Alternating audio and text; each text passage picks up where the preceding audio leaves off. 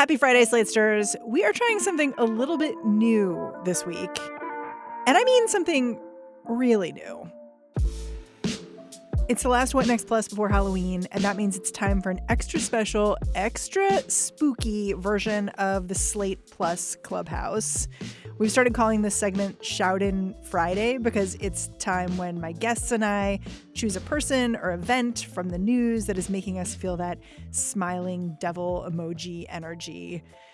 You know, the one that gets us feeling the Schadenfreude that bubbles up when a terrible person gets a bag of carrot sticks instead of an adult-sized chocolate bar. Here with me this week, Luke Winkie, Slate staff writer. Hello, Luke. Hi, Mary. Good to be here. And Ben Richmond, you are engineering this for us. Hey, Ben. Hey, everybody. Okay, here's why I thought we should do a very special Halloween episode of the show. And I'm going to see if you vibe with me here. Okay. Okay, are you Can't ready? wait. Okay, in my humble opinion, Halloween is the holiday that's like all about this energy. Because yes, like, yeah, it's about like the veil between the living and the dead, but it's also about the tricks. Like jack-o'-lanterns, being naughty, all that sort of stuff. Are you with me, Luke? Yeah, totally. I think this is the holiday where like taste or good taste matters the least. I feel like you kind of do whatever, like, yeah, it's kind of, you can be campy, you can be a little mischievous. Like, yeah, this is the time when that kind of stuff kind of comes to life. You can get away with the most on Halloween.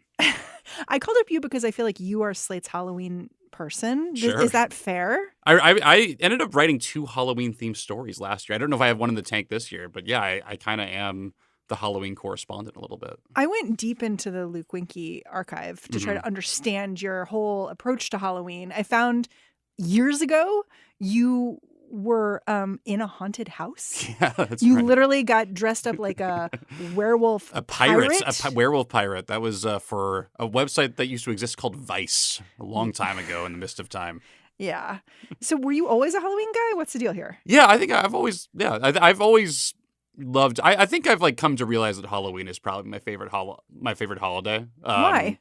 I think it is the most unpredictable of the holidays. It's not like there's a routine. I mean, there's a routine when you're a kid, you're going trick-or-treating, but as an adult, you never really know what party you're going to end up at. You never know what the theme of that party is going to be. Do you always have a party? We personally don't always throw a party, me and my wife, but yeah, there's always, our party is in 2 days this year, in fact, at a friend's house. So we're ready to go. Okay, hold it. So what's the deal with the party? Is there like a theme? This is actually might like run a little bit contrary to what you want to talk about. This party is basically like a normal, like intentionally a normal Halloween party. Like so dressed just come as like in costume. right. Doesn't matter what. After like year, I would say it's a little bit more trad in the sense I think you're kind of incentivized to dress as like, a ghost or a werewolf, something more traditionally Halloween versus something ripped from the headlines. But this is on the heels of many years of more kind of kitschy themed Halloween parties. So this is kind of a reaction to that, I think. Yeah, you wrote about this last year, how you were getting invitations to. Was there a Broadway themed Halloween? That was our Halloween. That was party. yours. Okay. Well, I should say it was my wife's Halloween party. That was not necessarily my idea. It was it was funny because I was like, wow. First of all, you have a lot of friends doing a lot of costume parties. Mm-hmm. How many costumes did you have to have in the end? Well, we didn't go to the Glenn Powell themed one, so Okay, that one was fine. We didn't do that one. That is so Brooklyn. It really is. I ended up only doing 2. We had a clown theme party, just different variations of clowns for the Halloween party. And then that is terrifying. Yeah, I went as a juggalo, like ICP style, which is actually pretty easy.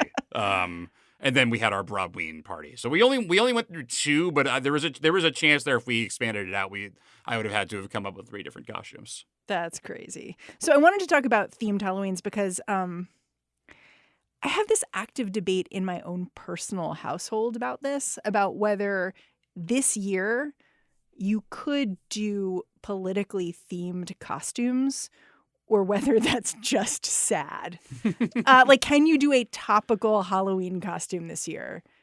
What is your take? Yeah, of course you can. Again, you can this is the time when taste matters the least. I feel like you can kind of, yeah. I mean, like that. I get that it's pretty grim out there, but also I think by saying you can't is such a like the Trump era more than anything. I should say more than anything else. Or what are the dominant kind of features of the Trump era is just how campy and, chintzy everything feels. And that kind of begs for Halloween parody, I think. Like, go as the Trump ballroom. Like, there's so many different options. Go as that would be like a giant pit. Right, yeah.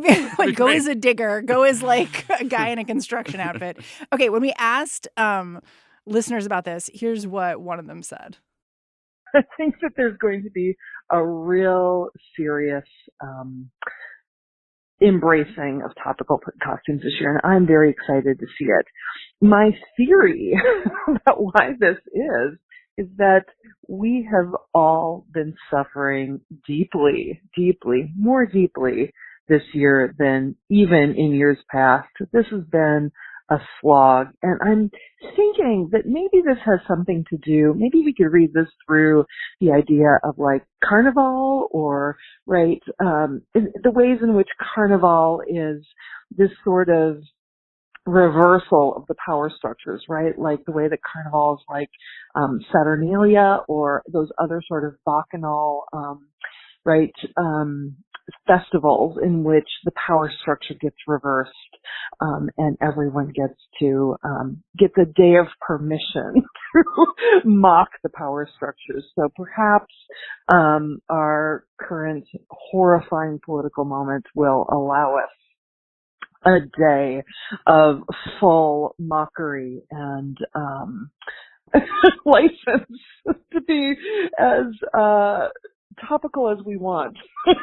that will be okay, but only for a day.